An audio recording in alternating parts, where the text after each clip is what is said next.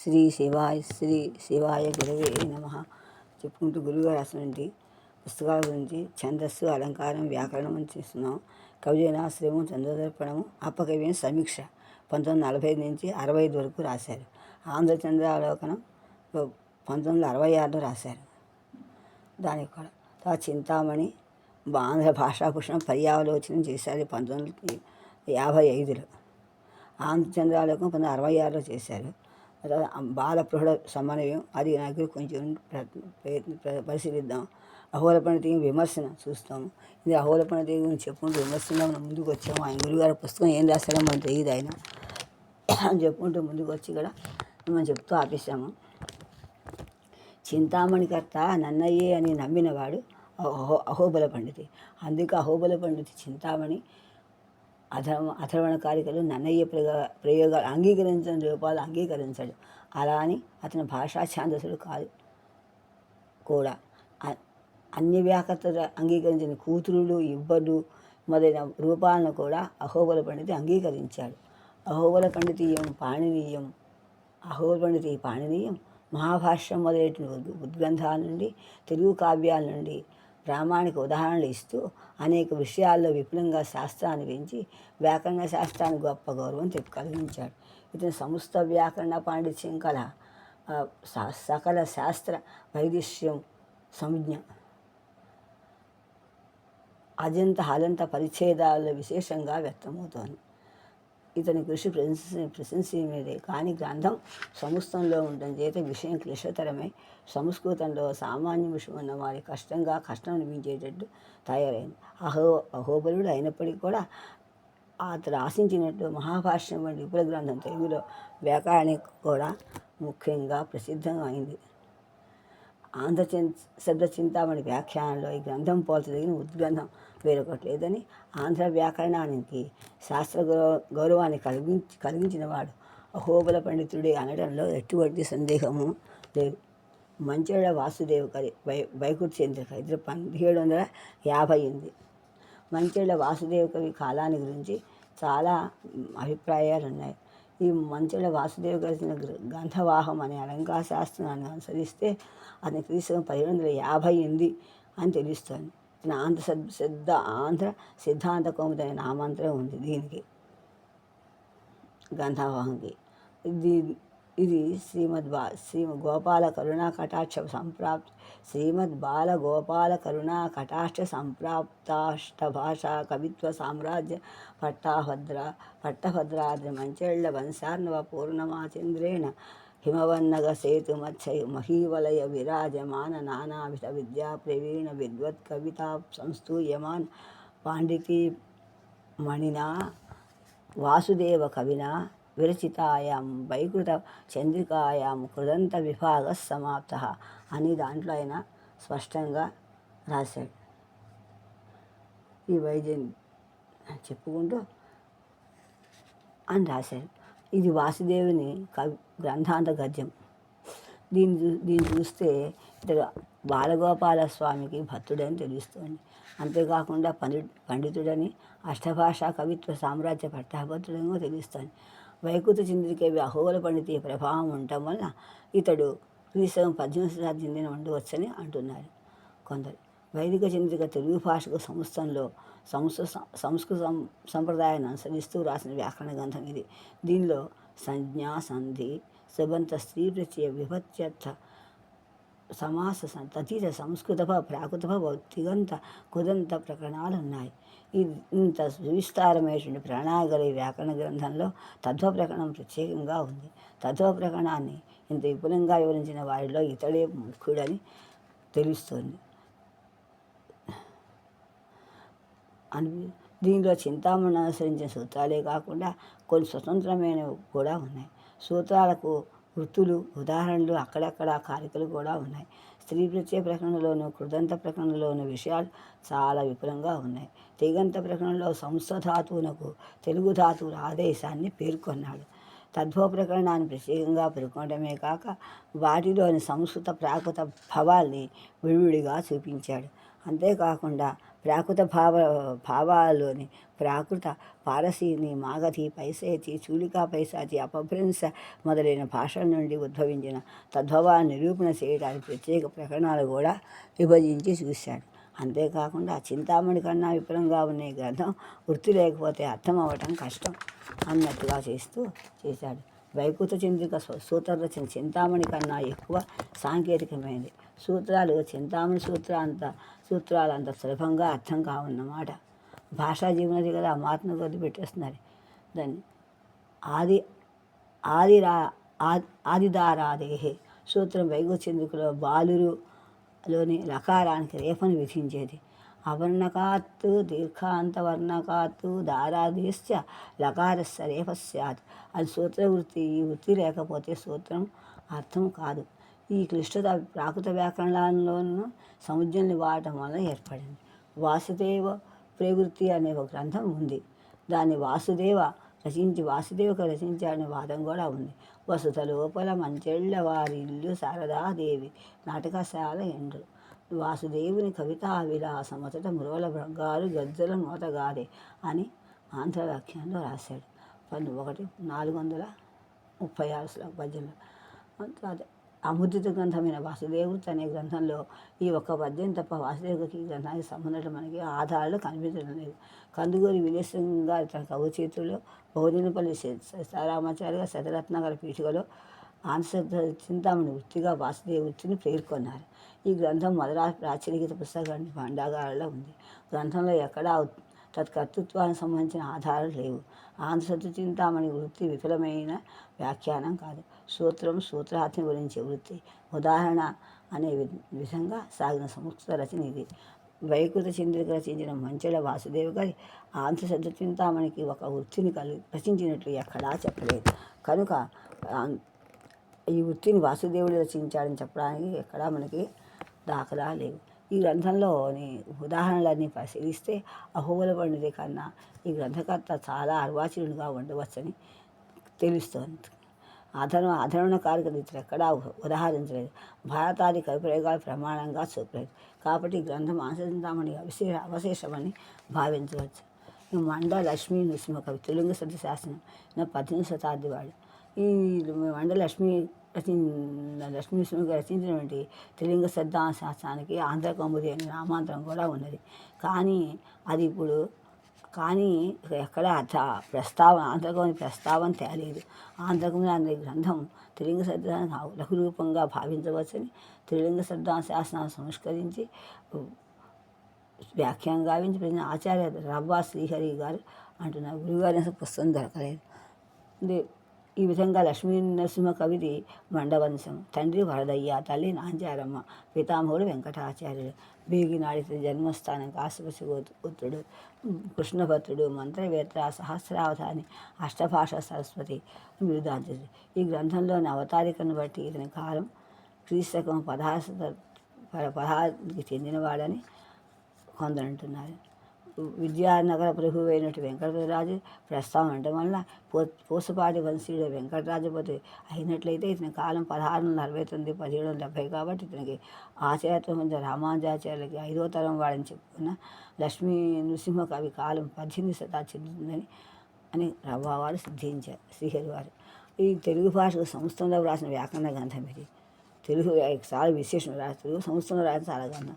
ఆంధ్రశుద్ధ చింతామణి విభూతి వివేకాల అలాగా ఈ శ్లోక రూపంలో కాక భట్టోజీ సిద్ధాంత కౌముదిలాగా సూత్రం, వృత్తి, ఉదాహరణతో కూడి ఉంది. ఈ వ్యాకరణ గ్రంథారంభంలో కణ్వుడు, శేషుడు, కాత్యాయనుడు, విష్ణువు, చంద్రుడు, ఇంద్రుడు, సోమచంద్రుడు మొదలైన వారిని స్మరించాడు. ఈ వ్యాకరణంలో పరిభాషా ప్రకరణము, సంజ్ఞా ప్రకరణము, సంధి ప్రకరణము, ప్రకరణము, శబ్ద పరిచ్ఛేదము, ఇందు అజంత అలంత సర్వనామ శబ్దాలకు చెందిన అవాంతర గ్రంథాలు చాలా ఉన్నాయి. అవాంతరమైన ప్రకరణాలు ఉన్నాయి. తహిత ప్రకరణము, కారక ప్రకరణము, సమాస తద్భవ ప్రకరణము, దేశక్రియా ప్రకరణము, అవ్యయ ప్రకరణము, ప్రక్రియా ప్రకరణము, కృదంత ప్రకరణము, ధాతు ప్రక్రియా ప్రకరణము ఉన్నాయి. ఈ వ్యాకరణ సమగ్రంగా చర్చించడానికి సమీక ప్రణాళికను రూపొందించారు. అంతేకాకుండా సాధారణంగా వ్యాకరణ గ్రంథాలు తొలుత సంజ్ఞా ప్రకరణము, తర్వాత భాషా ప్రకరణం ఉంటుంది. కానీ వ్యాకరణంలో అలా కాకుండా మొదట పరిభాషా ప్రకరణం ఉంది. సంజ్ఞా పరిచయంలో ఆంధ్ర చింతామణి విభూతి వివేకాదాల్లో కనబడే సంకేతాలు కనిపిస్తున్నాయి. సు అంటే శతరథం, ది అంటే దీర్ఘం, ద్వి అంటే ద్విత్వం, హా హ్రా అంటే గా అంటే గురువు, గా అంటే గురువు అన్నాడు. అలాగా తెలుగు సత్యశాసనంలో మనకి ఆయన చెప్పారన్నమాట. ఆంధ్ర, ద్రావిడ, కర్ణాటక, మహారాష్ట్ర, గూర్ఖాలే కాకుండా గుర్జర అనే కాకుండా ద్రావిడ భాషా ప్రపంచం ఉందని ఉద్భవించిన భాషకే దేశం అని పేరుని చెప్పాడు. అన్య దేశీయాలను గ్రామాలుగా చెప్పాడు తెలుగు సత్శాసనంలో. ఈ విధంగా సంధి పరిచ్ఛేదంలో కూడా కొన్ని విలక్షణలు కల్పిస్తున్నాయి. ప్రథమిది చకారంతో పాటు జకారానికి కూడా సకారం షకా పకారంతోనూ పాటు బకారానికి కూడా వకారం రావడం చెప్పాడు. సంధి అంతరంగ సంధి, బహిరంగ సంధి అని రెండు విధాలు చెప్పాడు. శబ్ద పరిచ్ఛేదంలో అదంత సర్వనామాన్ని ప్రత్యేక ప్రకరణాలతో విభజించాడు. అంతేకాదు అజంత పరిచ్ఛేదంలో తత్సమ శబ్ద నిరూపణ ఎక్కువగా కనిపిస్తోంది. తదితాల విషయంలో ఆయా అర్థాలు లక్ష్మీ నృసింహ కవి తదిత ప్రత్యయాన్ని చెప్పాడు. తెలుగు సత్శాసనం 66 ఇందులో లేక అర్థము ప్రత్యయము రూపం. కాలార్థం సేపు అంతసేపు, కాలార్థం కాలార్థానికి సేపు అని అంతసేపు అని, ప్రత్యయ పర్యంత అర్థం, దాకా అందాక, ప్రత్యక్షార్థం అదిగో, వేదాధ్యక్షకం, ఇప్పుడు అప్పుడు మన సంబంధ జాత్యాదులు అర్థాలు, అది బాపనది, సోదరది ఇత్యాదులు. కారక ప్రత్యయంలో కారక నిర్వచనాలని కానీ తద్భవాలు కానీ లేకపోయినప్పటికీ కూడా సాధారణంగా షష్ఠీ తత్పురుష సమాసాల్లో పూర్వపదం ఉత్తరపదం అవిహితంగానే కాదు భౌతికంగా కూడా ఉండి ఉండవచ్చని వ్యతిరేకించాడు. శబ్ద హంసచింతామణిలో వలనే ఈ వ్యాకరణలో కూడా అష్టవిధ సమాసాన్ని లక్ష్మీ నృసింహ కవి చెప్పాడు. తద్భవ ప్రకరణాలే సమస్త పదాలని మాత్రమే మాతృగా స్వీకరించి తద్భవ రూపాన్ని వివరించాడు. లక్ష్మీ నృసింహ కవి ప్రయోగాన్ని చూస్తే ఆధునిక వ్యవహారిక భాషలను దృష్టిలో పెట్టుకొని వ్యాకరణ రచనలు కనిపిస్తోంది. అంతేకాకుండా ఆంధ్రకౌముది, ఈ కౌముది ఆంధ్రకౌముది కర్త తెలుగు శాసన కర్తే అని ఒక్కరే అని పండితులు అంటున్నారు, అభిప్రాయపడుతున్నారు. ఆ ఆంధ్రకౌముది విషయంలో మండ లక్ష్మణాచార్యులు అనే పేరు వ్యవహారంలో ఉంది. అయితే ఆంధ్రకౌముది తెలుగు శబ్దాల సంక్షిప్త రూపాన్ని వీడి కర్త మండవారి అని పండితులు అంటున్నారు. తెలుగు భాషకు సంస్థలో చిన్న గ్రంథాలకు ఒకే చెందుతుంది ఆంధ్రకౌముది. అలాగే సూత్రార్థాలు ఉదాహరణ పద్ధతిలో సాగించున్నారు. అక్కడే వార్తికాలు ఉన్నాయి. సూత్రకర్త ఎవరు? కర్త నరసింహాచార్యులే. సంస్థ భాషలో కూడా ఇలా తామే సూత్రాలు రాసి ఇవ్వడం కూడా తామే రాసిన వారు లేకపోలేదు. హేమచంద్రుడి హేమశబ్దాంశ శాస్త్రం ఇటువంటిది. త్రిలింగ శబ్దాంశ శాస్త్రంలో మొత్తం 13 ప్రకరణాలు ఉంటే ఆంధ్రకౌముదిలో 8 ప్రకరణాలు మాత్రమే ఉన్నాయి. తెలుగు శబ్దాంశ శాస్త్రంలో తదిత దేశ క్రియా కృదంత ధాతు ప్రక్రియా ప్రకరణాలు ఆంధ్రకౌముదిలో కనిపించవు. తెలుగు శబ్దాంశ శాస్త్రంలో పరిభాషా ప్రకరణలో సంజ్ఞా ప్రకరణలోని విషయాలు కూడా చేర్చబడ్డాయి. సంజ్ఞా ప్రకరణం విడిగా కనబడదు. ఈ రెండు వ్యాకరణ అనేక సూత్రాలు ఒకేలా ఉంటాయి. కొన్నిట్లో ఒకే విషయాలు వివరించినప్పటికీ కూడా సూత్రాల్లో కొద్దిపాటి తేడా ఉంది అని చింతామణి ఆంధ్రకౌముదిలో చెప్పాడు. తెలుగు సత్శాసనంలో అన్ని దేశపు షష్ఠి దేశపు స్త్రీవాచక శబ్దాంతం స్యాత్ అన్నిటి ప్రత్యాహార అకారేకారోకార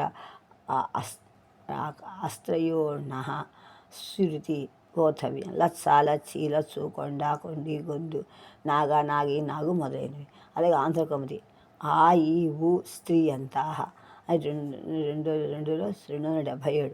స్త్రీవాచక పదస్య అకారేకారోకారస్త్రయోపి అంతవయవాః స్యుః. రామ రామే రాము లత్స లచ్చు నాగా నాగి మొదలైనవి. తెలుగు శబ్దశాస్త్రంలో ముడతస్లో క్లీవి అని 40 అదంతస్య స్యోః ము ప్రత్యయ స్యాత్ క్లీబే వనము ధనము కులము మొదలైనవి. ఆంధ్రకౌముదిలో అమతః సోర్ముత్ అని సూత్రం 160.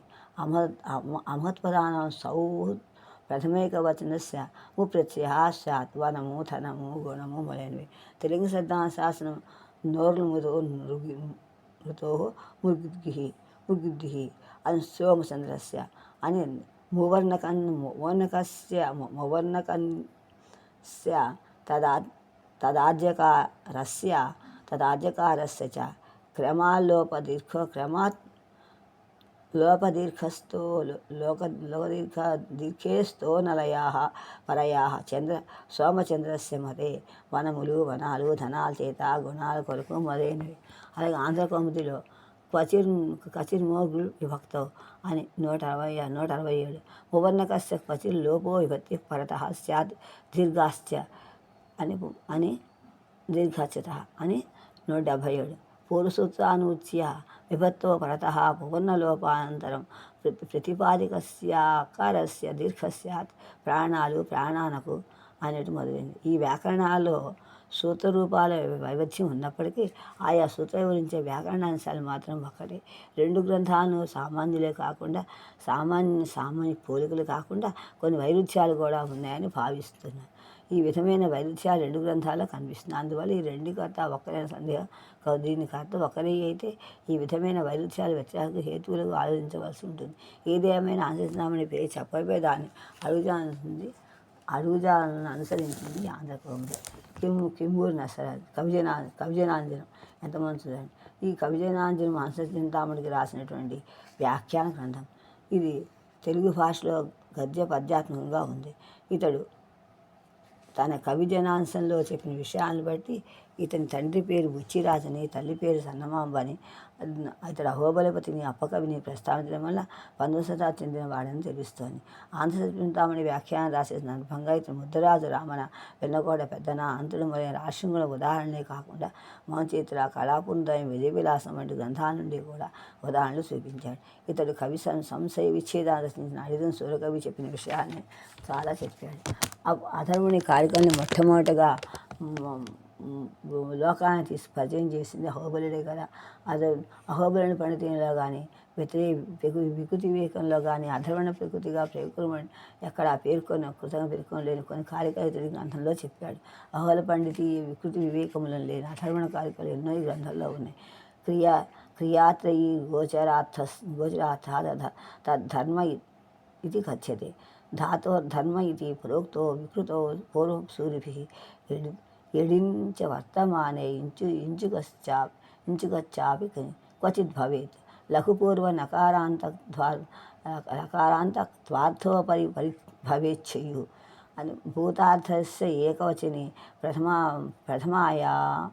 ప్రథమయాయాం